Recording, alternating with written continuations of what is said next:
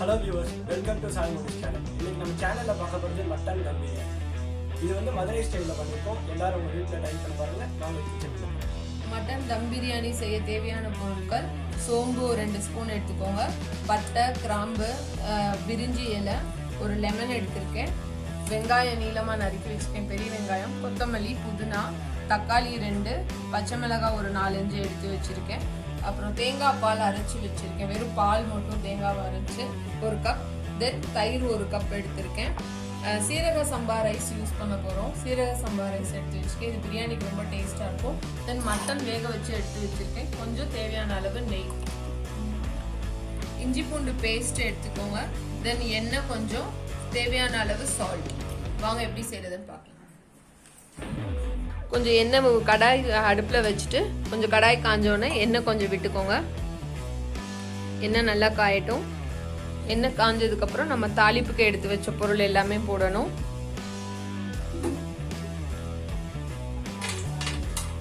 பட்டை, கிராம்பு, சோம்பு, ஏலக்காய், பிரிஞ்சி இலை எல்லாத்தையும் போட்டு நல்லா தாளிக்கணும்.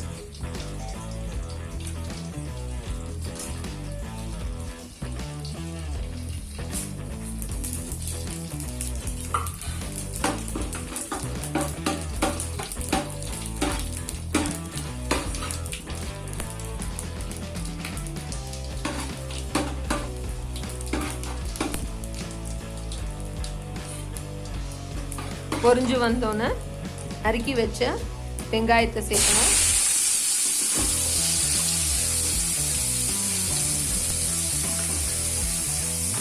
வெங்காயத்தை சேர்த்து நல்லா வதக்கணும்.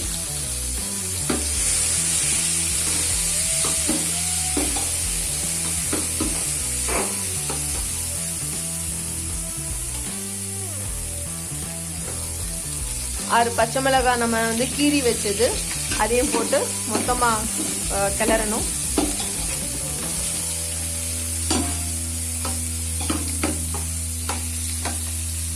ஸோ வெங்காயம், பச்சை மிளகாய், அந்த காரம் சேர்ந்து நல்லா வதங்கணும்.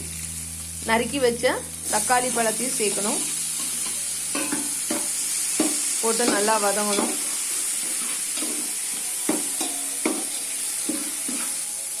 கொஞ்சம் தேவையான அளவு எண்ணெய் கொஞ்சம் ஆட் பண்ணிக்கோங்க வதங்கும் போதே.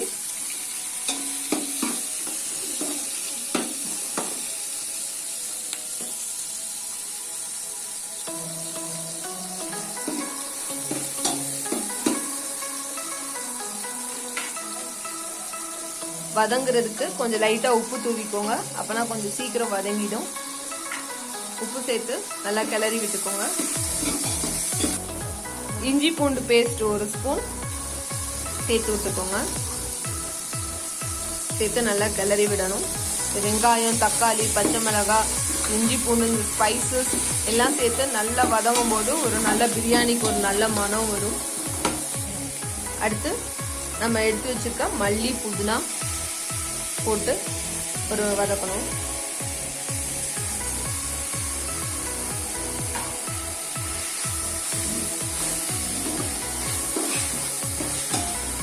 அதுக்கப்புறம் நல்லா வதங்கினதுக்கு அப்புறம் கொஞ்சோண்டு 1 ஸ்பூன் மஞ்சள் பொடி போட போகிறோம். நாங்கள் பிரியாணிக்கு நாங்கள் வீட்டிலேயே தயார் பண்ண சில்லி பவுடர், தனி மிளகாய் பொடி வச்சுருக்கோம், மல்லித்தூளும் வச்சுருக்கோம். அதை தான் ஆட் பண்ண போகிறோம். வேறு பிரியாணி மசாலா எதுவும் போட போகிறதில்ல. இந்த தனி மிளகாய் பொடியும் மல்லித்தூளையும் வீட்டிலேயே பண்ணது. இந்த மசாலாஸ்லாம் ஆட் பண்ணி நல்லா வதங்கணும். உங்களுக்கு தேவை வரும்போது வதங்கும் போதே தேவையான எண்ணெயை போட்டுக்கோங்க.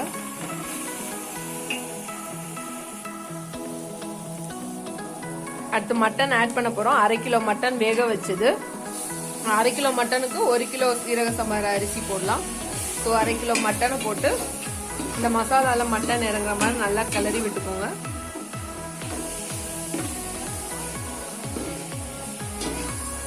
கொஞ்சம் தயிர் வந்து ஒரு 4 ஸ்பூன் ஆட் பண்ணிக்கோங்க.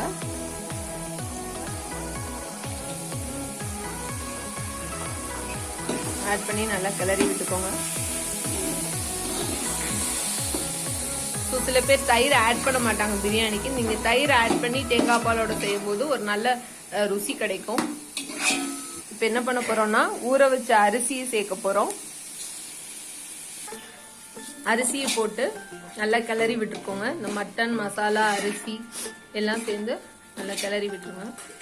தேங்காய் பால் அளந்து வச்சிருக்கோம், அது 1 கப்பும் தண்ணி எல்லாத்தையும் மொத்தமா சேர்த்து அளந்து 1 கப் அரிசிக்கு 1.5 கப்பு தண்ணி ஊற்றிருக்கோம். தேங்காய் பால் ஒரு தேங்காவை அரைச்சி பால் எடுத்து ஊற்றிருக்கோம். ஸோ தேங்காய் பால் தண்ணி ப்ளஸ் அரிசிக்கான அளவு தண்ணி அளந்து ஊற்றிருக்கோம். ஊற்றி நல்லா கிளறி விட்டுக்கோங்க. கறி வேக வச்ச தண்ணி இருந்ததுன்னா அதுவும் நீங்கள் ஒரு கப்பு ஊற்றிக்கலாம். அது இன்னும் கொஞ்சம் உங்களுக்கு நல்ல டேஸ்ட் கொடுக்கும் பிரியாணிக்கு. போட்டு நல்லா கிளறி விட்டுக்கோங்க. நல்லா கிளறி விட்டதுக்கு அப்புறம் எல்லாரும் டேஸ்ட் பார்த்துக்கோங்க. அவங்கவுங்க உப்பு காரத்துக்கு ஏத்தாப்புல பத்தலைன்னா மிளகாப்பொடி உப்பு எல்லாத்தையும் போட்டு சரி பண்ணி கரெக்டாக இருக்கான்னு பார்த்துட்டு தட்டை வச்சு மூடி வைக்கணும். தட்டை வச்சு மூடிடலாம். இப்போ கொஞ்சம் திறந்து பார்த்து கொஞ்சம் கிண்டி விட்டுக்கலாம். நல்லா கொதி வந்திருக்கு, தண்ணியும் தேவையான அளவு இருக்கு. நல்லா ஒரு தடவை நல்லா கிளறி விட்டா மசாலா எல்லாம் நல்லா சேர்ந்துக்கிறோம். கொஞ்சோண்டு நம்ம லெமன் எலுமிச்சம்பழம் சாறு கொஞ்சம் ஆட் பண்ணிக்கிறோம். இப்போ இந்த பிரியாணியை தம் கட்ட போறோம். தம் எப்படி பண்ண போறோம்னா, ஒரு தோசை தவாவை நம்ம அடுப்புல வச்சிடணும். தோசை தவா அடுப்புல வச்சுட்டு நல்லா காய வைக்கணும். தோசை தவா காஞ்சோன்னு நம்ம அந்த பிரியாணி பண்ண ட்ரம் எடுத்து மேலே வச்சிடணும். நெய் 1 ஸ்பூன் மேலாப்புல ஊற்றி விடணும். நெய் தேவையான அளவு நம்ம ஊற்றி விட்டு கிளறி விடணும்.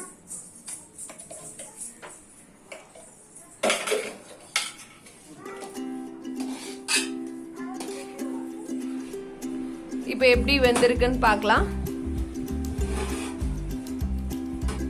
கொஞ்சம் நெய் விட்டுக்கலாம். பிரியாணி நல்லா வெந்திருக்கு. நல்லா தேவையான அளவு நெய் விட்டுட்டு நல்லா கிளறி விடலாம். நல்லா உதிரியா வந்திருக்கு. நல்லா கிளறி விடுங்க. இப்படி தம் பண்ணி சாப்பிட்டீங்கன்னா உங்களுக்கு நல்ல டிஃப்ரெண்டான டேஸ்ட் வரும். நம்ம சண்டே நம்ம ஃபேமிலி மெம்பர்ஸோட சேர்ந்து சாப்பிட்றதுக்கு இது ரொம்ப எம்மியா இருக்கும். எல்லாரும் வீட்டில் கண்டிப்பாக இந்த ரெசிபி ட்ரை பண்ணி பாருங்க. லைட்டாக கருவேப்பிலை மல்லி நம்ம பிரியாணியை ஒரு பவுலில் ட்ரான்ஸ்ஃபர் பண்ணியாச்சு. முந்திரி பருப்பு கொஞ்சம் வறுத்து போட்டுக்கோங்க. டெக்கரேஷனுக்கு மல்லித்தலை தூவி இருக்கேன். இப்போ இந்த பிரியாணி எப்படி இருக்குன்னு சொல்லி டேஸ்ட் பண்ணி பார்க்கலாம். வாங்க டேஸ்ட் பண்ணி பார்த்துட்டு எப்படி இருக்குன்னு சொல்லுங்க.